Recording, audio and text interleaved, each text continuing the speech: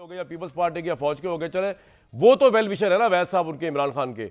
तो क्या इमरान खान ने कुछ लर्न किया है या किया होगा जेल के इन सारे उसके अंदर रह के कि उन्होंने जिंदगी में सियासत कैसे करनी है, नफरतों को कैसे छोड़ना है और कौम को कैसे जोड़ के आगे चलना है? कि नहीं, वो कल भी सही थे इमरान खान, वो आज भी सही है, वो एरिस्टोटल से भी बड़े। कोई एरिस्टोटल कहते थे the only thing I know that I don't know anything, जबकि इमरान साहब ये कहते थे कि वो सब कुछ जानते हैं और वो सही जानते हैं। ठीक, अब वैसा आप कुछ कहना चाह रहे हैं, फिर मैं सवाल करूंगा, आप फरमाइए, आप कुछ कहना चाह रहे थे। जी, मैं कहना चाह रहा था, एक तो बात मैं आपको कहना चाह रहा था, देखें ये बात जो है ये बिल्कुल मैं इस बात से इत्तफाक करता हूँ और आज नहीं करता। मेरा ऑन रिकॉर्ड है कि मैं हाई कोर्ट बार का प्रेसिडेंट था, Pervez Musharraf chief army staff थे और मार्शल एडमिनिस्ट्रेटर भी थे, चीफ एग्जीक्यूटिव भी थे और फिर वो प्रेसिडेंट ऑफ पाकिस्तान भी हो गए।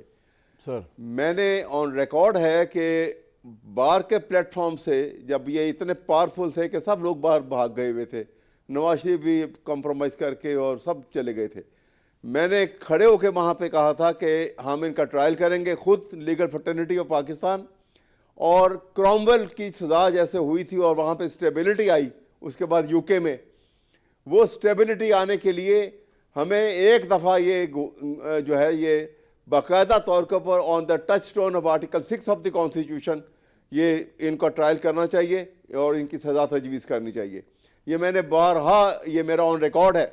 और सुप्रीम कोर्ट के कन्वेंशन के अंदर चीफ जस्टिस से लेकर तमाम जज साहबान बैठे हुए थे और मैंने कहा कि आपने ज़फर अली शाह का फैसला गलत किया है, काबिल एहतराम है, but you did not call the shot for PTI ना। उस वक्त आपकी बात की उस तरह इन्फ्लुएंस नहीं ना है जो इमरान खान साहब कर रहे थे बीइंग अ प्राइम मिनिस्टर और even before become the prime minister. मैं उसी की बात करने लगा, मैं इमरान खान की बात भी कर रहा हूँ। नहीं, जनरल मुशर्रफ की सजा के ऊपर तो इनकी गवर्नमेंट जाके वो अदालत उड़वा के ले आई थी, जजों को पागल कह दिया था मैं यही बताने लगा हूँ आपको कि मैंने जब इसकी एक्सटेंशन बाजवा साहब की एक्सटेंशन हुई थी तो मैंने उस वक्त भी क्रिटिसाइज किया था। सर आपकी बात नहीं हो रही, अवैध साहब आपकी बात ही नहीं हो रही, अवैध साहब आई एम सॉरी आपकी बात नहीं हो रही। मैं बात कर रहा हूँ चेयरमैन तहरीक इंसाफ की, मैं बात कर रहा हूँ प्राइम मिनिस्टर इमरान खान की। आप मुझे जो हमें जो बता रहे हैं, मैं बता रहा हूँ कि क्या उन्होंने लेसन लर्न किया। आपकी बात नहीं हो रही, आपका तो अपनी जाती राय, उसकी हम रिस्पेक्ट करते हैं। आप तो कॉलिंग शॉट नहीं कर रहे, आप प्राइम मिनिस्टर के कैंडिडेट नहीं, आप चेयरमैन पीटीआई नहीं है, आप प्राइम मिनिस्टर बने भी नहीं कभी। आपकी राय की रिस्पेक्ट है सर बहुत ज़्यादा, लेकिन पॉइंट ये नहीं था। लेकिन मैं आगे चलता हूँ, एजाज सईद साहब, पॉइंट ये है कि अवैध साहब जो बात कर रहे हैं वो एक इंडिविजुअल हैसियत में है। पाकिस्तान की ये बड़ी ब्रूटल रियलिटीज़ है कि आप जिस इस्टेब्लिशमेंट के साथ बैठ के आते हैं वो आपको सियासी तलाक दे देती है, फिर आप उसके बाद जो इमरान खान ने किया वो भी अनप्रेसिडेंटेड है, क्योंकि इससे पहले सियासी तलाक़ें बहुत दफ़ा हुई। नवाज शरीफ साहब को ही, भुट्टो साहब तो फांसी चढ़ गए, लेकिन रिएक्शन उस तरह का नहीं है जो इमरान खान साहब ने किया।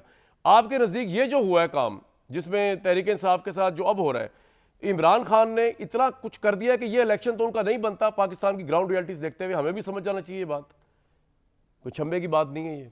नहीं देखिए वो कामरान साहब सर आता हूँ अवैध साहब, एक मिनट, आप कंफ्यूज हो रही, मैं एजाज सईद साहब से पूछ रहा हूँ। जी एजाज सईद साहब। कामरान साहब, पहली बात तो यह है कि साल 2018 के इलेक्शन के से पहले जो कुछ हुआ है उसका मुआवजा साल 2024 के इलेक्शन से पहले जो कुछ हो रहा है उससे बनता नहीं है। पहली बात तो ये है। अच्छा, दूसरी दूसरी बात ये है कि ये जो दो कंपैरिजन है उनमें एक बुनियादी फ़र्क है, और वो बुनियादी फ़र्क ये है कि 9 मई के वाक़े के ऊपर हमारी मिलिट्री इस्टेब्लिशमेंट को समझ में आ गई है कि ये जो इमरान खान साहब हैं इन्होंने अपनी पार्टी को इंस्टिगेट किया है कि वो मिलिट्री इंस्टॉलेशंस के ऊपर वो हमला करे। 2018 से पहले ये नहीं हुआ था। जो आमिर भाई बात कर रहे हैं ना कि पार्टी को रास्ता देते हैं, वो बिल्कुल दुरुस्त बात कर रहे हैं, लेकिन 2018 में और 2024 में फ़र्क 9 मई का है। और उस वक्त भी जो सूरत हाल थी वो इस्टेब्लिशमेंट की अहम शख्सियात का ज़ाती मसला नहीं बन गया था।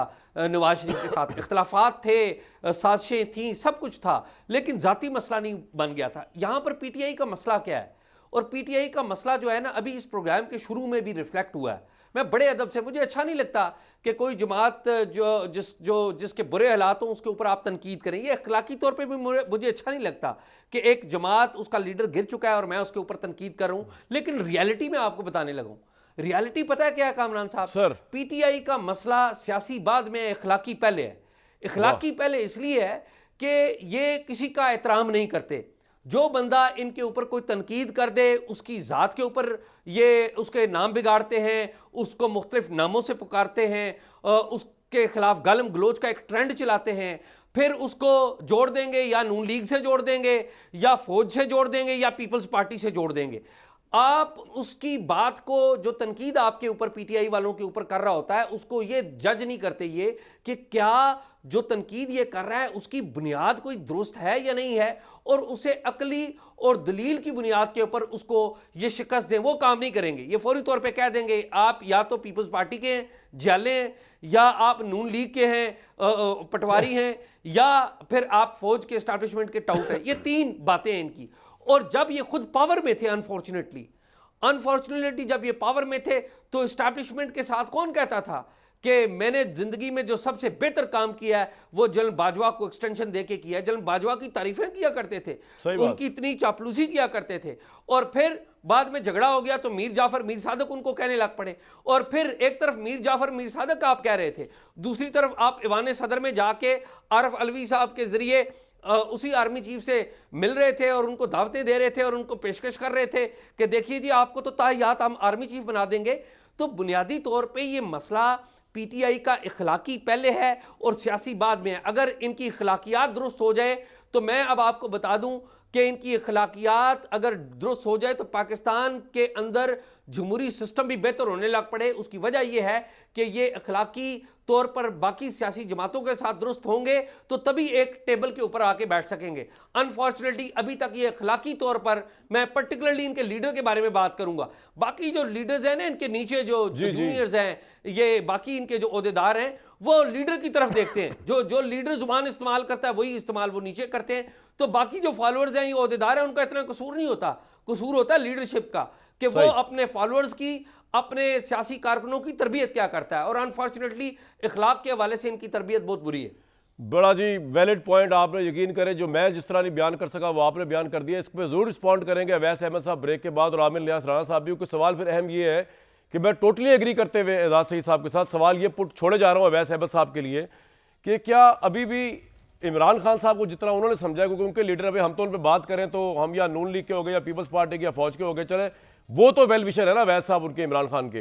तो क्या इमरान खान ने कुछ लर्न किया है या किया होगा जेल के इन सारे उसके अंदर रह के, कि उन्होंने जिंदगी में सियासत कैसे करनी है, नफरतों को कैसे छोड़ना है और कौम को कैसे जोड़ के आगे चलना है? कि नहीं, वो कल भी सही थे इमरान खान, वो आज भी सही है, वो एरिस्टोटल से भी बड़े। कोई एरिस्टोटल कहते थे the only thing I know that I don't know anything, जबकि इमरान साहब ये कहते थे कि वो सब कुछ जानते हैं और वो सही जानते हैं।